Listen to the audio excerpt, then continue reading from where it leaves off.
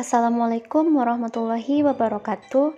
Baiklah adik-adik, sebelumnya perkenalkan nama kakak Yosi Fajriwasti dengan NIM 2030111160. Mahasiswa Yayan Batu Sangkar jurusan PKMI.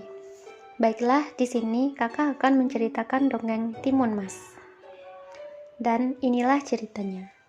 Pada zaman dahulu kala, hiduplah seorang perempuan tua bernama Mbok Serintil.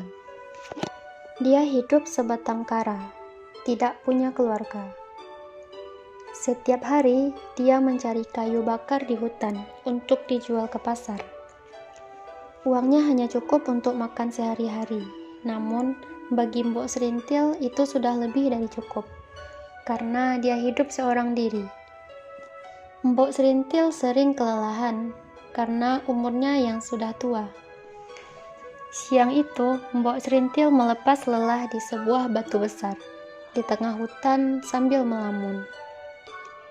Dia menghayal, seandainya dia punya seorang anak, tentulah pekerjaannya lebih ringan, karena ada yang membantu. Tapi suami saja tidak punya, bagaimana dia bisa punya anak? Saat Mbok Serintil melamun, tiba-tiba raksasa jelek dan bau muncul di hadapannya. Mbok Serintil ketakutan, sampai-sampai dia tidak bisa berdiri. Seluruh tubuhnya bergetar. Ia berpikir jika ajalnya akan segera tiba. Raksasa berkata dengan suara menggelegar, "Hoi perempuan tua, aku lapar sekali. Kemana anakmu? Biar aku makan sekarang." Mbok Serintil jawab dengan suara gemetar, Anak? Aku tidak punya anak." Kemudian, raksasa itu memberikan sebuah kantung kecil berisi biji timun. "Tanamlah biji-biji timun ini, mereka akan tumbuh dan akan berubah. Salah satu buahnya akan berwarna emas. Jika dalam timun itu akan muncul seorang bayi, rawatlah dia dan beri makan yang cukup agar dia tumbuh sehat. Saat dia berumur 6 tahun, aku akan datang dan menagih anak itu." Mbok Serintil tanpa sadar menerima kantong itu dan setuju akan janjinya dengan raksasa. Sesampainya di rumah, Mbok Serintil melaksanakan perintah raksasa. Dia menanam semua biji timun itu di tegalan miliknya yang kecil. Setiap hari, dia menyiram dan merawat kebun timunnya. Seiring waktu, tanamannya pun tumbuh subur dan mulai berbuah. Benar apa yang dikatakan raksasa, salah satu buah dari tanamannya berwarna emas. Mbok Serintil memberi perhatian khusus kepada timun emas itu. Timun-timun itu semakin hari semakin masak. Timun emas itu pun juga tumbuh besar. Dan sudah waktunya membelah timun itu. Akhirnya, dengan hati-hati, betapa terkejutnya dia, karena mendapati bayi seorang perempuan yang menangis di sana. Mbok Serintil senang sekali dan mendekap bayi itu. Dia menamai bayi itu Timun Mas. Mbok Serintil tidak henti-hentinya bersyukur karena mempunyai anak berbakti seperti Timun Mas.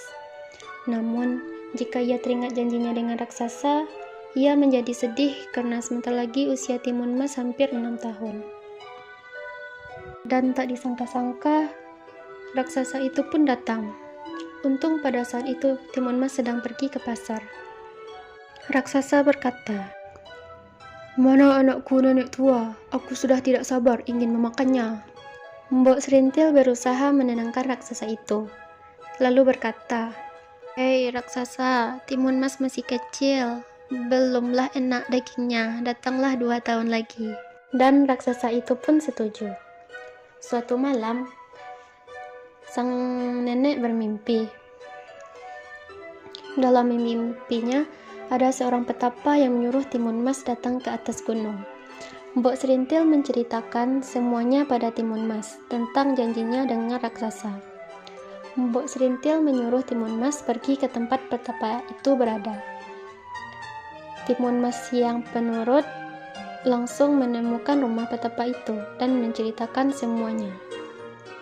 Lalu, sang petapa memberikan 4 kantong yang hanya boleh dibuka Timun Mas dalam keadaan bahaya. Timun Mas pulang ke rumahnya. Namun saat di depan rumah, alangkah terkejutnya ia. Ternyata raksasa itu sudah sampai di rumah. Mbok Serintil menyuruh Timun Mas lari. Timun Mas segala berlari. Sang raksasa menjadi marah dan mengejar Timun Mas. Timun Mas teringat pesan petapa itu. Ia membuka kantong yang pertama, dan ternyata isinya biji timun. Gadis kecil itu menebarkan biji, dan dalam sekejap muncullah kebun timun yang luas dan berbuah ranum. Perhatian raksasa beralih dan memakan timun yang segar itu, sampai lupa dengan Timun Mas. Saat buah Timun Mas itu habis, raksasa teringat akan Timun Mas dan mengejarnya kembali. Raksasa semakin dekat, Timun Mas menyebarkan isi kantong kedua, dan ternyata berisi jarum. Timun Mas segera menebar jarum itu, dan muncullah hutan bambu yang lebat dan runcing. Timun Mas gelisah karena raksasa berhasil menyusulnya. Lalu, Timun Mas membuka isi kantong yang ketiga yang berisi garam. Dengan sekejap, muncullah sungai yang luas. Sang raksasa berusaha berenang dengan cepat. Hanya tinggal satu kantong terakhir yang ada di tangan Timun Mas. Dan raksasa baru saja keluar dari sungai itu. Dia pun menabur isi kantong terakhir yang berisi batu. Dalam sekejap, muncullah lautan lumpur ganas. Sang raksasa yang sudah sangat marah tidak menyadari bahayanya dan segera tenggelam. Timun Mas bersyukur kepada Tuhan karena ia selamat. Timun Mas kembali ke rumah dan Mbok Serintil menyambutnya dengan tangisan bahagia. Mereka pun hidup bahagia sebagai ibu dan anak yang saling mengasihi.